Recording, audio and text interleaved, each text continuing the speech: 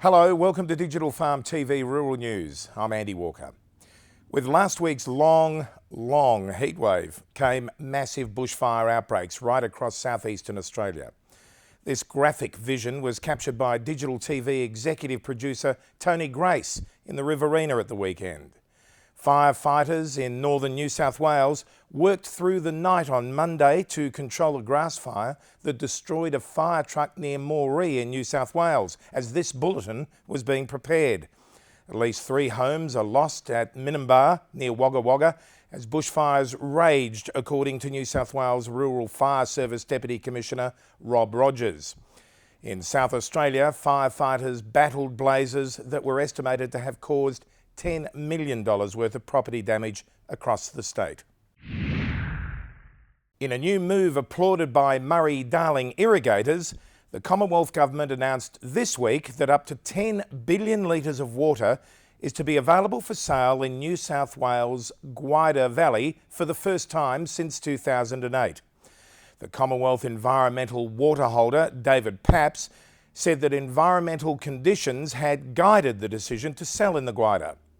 Local floodplains required a drying phase after a number of consecutive wet years, and thus environmental allocations were now available for irrigator purchase by tender.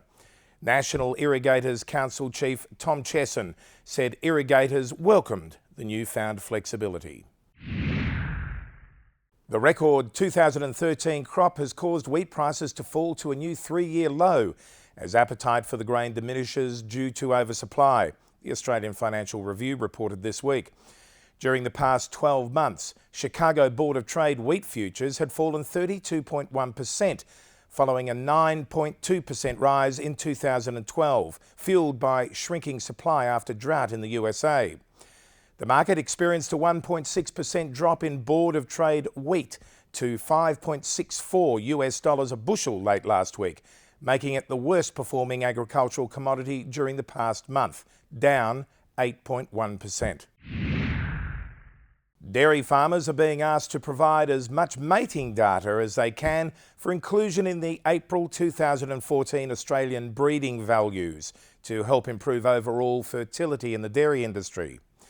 The amount of fertility-related data contributed by dairy farmers to the Australian Dairy Herd Improvement Scheme increased significantly during the last 3 months of last year. During that time, dairy farmers submitted a massive 858,110 mating records, of which 123,325 were from cows that had not previously been a part of ABV calculations. Dairy Australia says this is more than double the average increase over the past 3 years. The increase follows a recent upgrade of one of the key herd management software packages used on dairy farms, Easy Dairy. WA Farmers has turned to a former brewer with no background in agriculture to guide the organisation through the biggest shake-up in its 100-year history, according to the West Australian. Gage Roads Brewing Company founder Peter Nolan is taking a glass-half-full approach to the challenge after starting work as chief executive this week. Peter Nolan said agriculture delivered $7.5 billion to the WA economy each year and was the backbone of regional WA. As the largest representative body for WA agriculture, WA Farmers intended to ensure that members and industry's needs are understood and addressed. Queen Garnet, a new plum variety, is being hailed as a possible hero in the fight against obesity, hypertension and diabetes too, according to ABC Rural.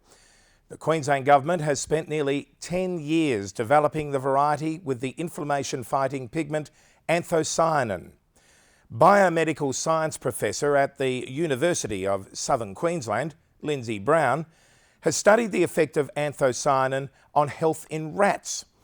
The rats were fed a high carbohydrate, high fat diet. They showed the same effects as humans. They became obese, hypertensive and had blood sugar problems. When the researchers gave the purple plum juice to the rats returned to normal in about 8 weeks. Well, that's it for Digital Farm TV Rural News this week. I'm Andy Walker. I look forward to your company again next week. Bye.